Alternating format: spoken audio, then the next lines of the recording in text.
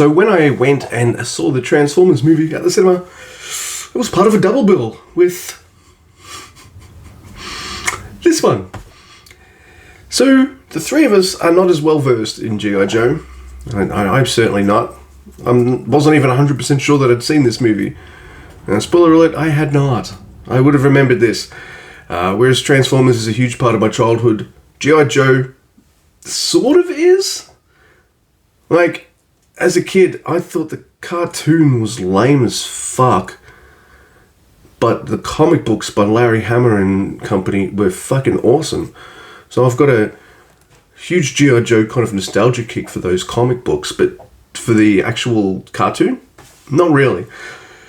And I don't think anyone else at the cinema really did either, because we had this many people for Transformers, and there's half as many, or maybe less, for the G.I. Joe sequel.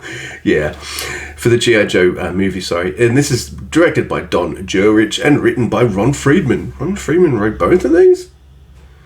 Man, he must have been on the good drugs when he wrote Transformers, and he must have been on these fucking bad drugs when he wrote G.I. Joe, because this is one of the lamest, most laziest, incredibliest bad movies I've ever watched. It's got Don Johnson, Burgess Meredith, and Sergeant Slaughter playing Sergeant Slaughter, and I loved it. It's a lazy movie because most of the incidental music and most of the music is from the Transformers. I'm like, hey, does this play during the Transformers?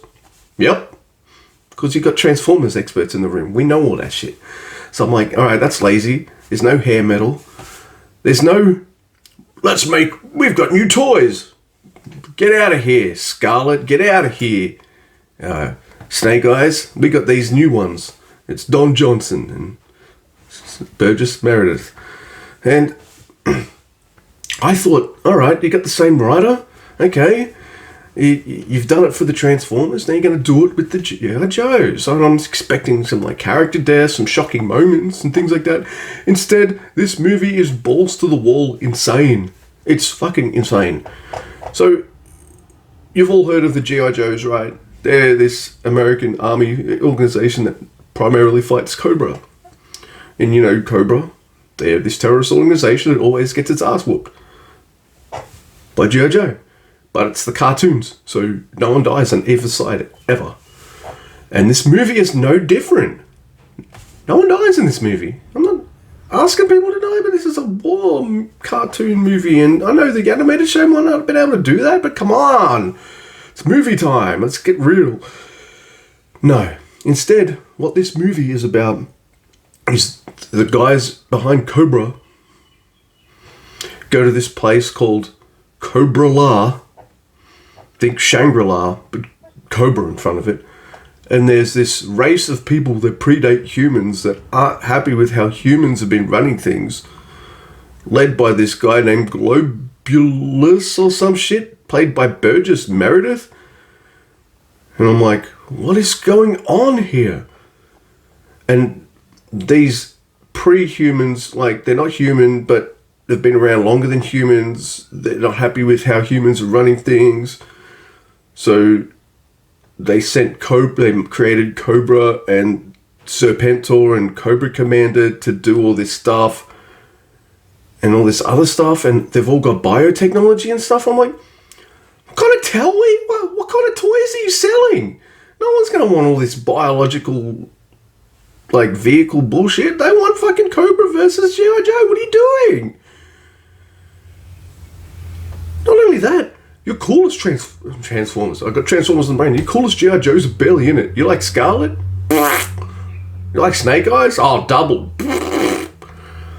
You see all the villains. All the villains get a bit of a screen time. If you like Zartan, yep. You like Destro, yep. Cobra Commander. Oh my god.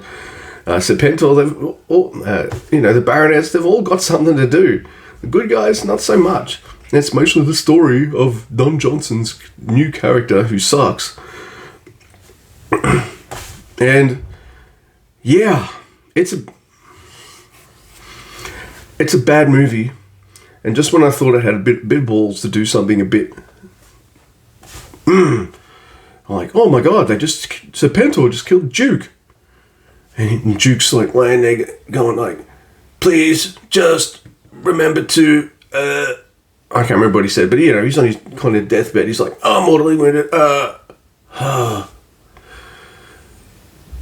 And then Scarlett's like, Scarlett's like, I'm sorry.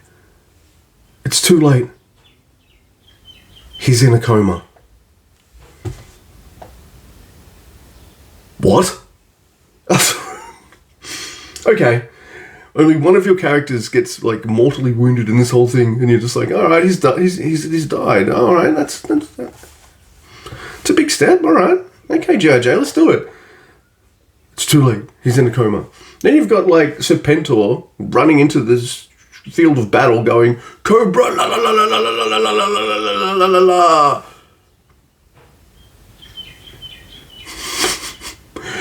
This movie's bizarre. It has weird shit in it. It is ridiculously bad. For some reason, a movie about giant robots that transform into things and punch each other felt more grounded and realistic and emotional than human soldiers fighting it out. Yeah. In fact, that Transformers movie is cooler in every single way. This is like the anti-Transformers movie. It's awful, but it's awfully bad, which means it is so bad it's good. So me and my buddies had a fucking amazing time watching this movie. In fact, this is one of those movies where I might be like, you want to see something awful but hilarious? Usually the answer is no. But in case I get a yes, I'm putting this movie on, the 1987 G.I. Joe movie. It is so bad, it is good. There's an entertainment factor to this movie, but you'll question everything and it will make your brain hurt. It's a 0 out of 10. It's a high 0 though. This is one movie I would be like, watch this if you want to laugh. This might be on the YouTubes as well, but yeah. So I can understand why more than half the audience was like, I've seen Transformers now, I'm done. Got up and left. Because, yeah, this movie's stank nuggets. And there's very little to recommend it. But I couldn't stop laughing and questioning it and like scratching my head and just having a good time. So yeah, watch it.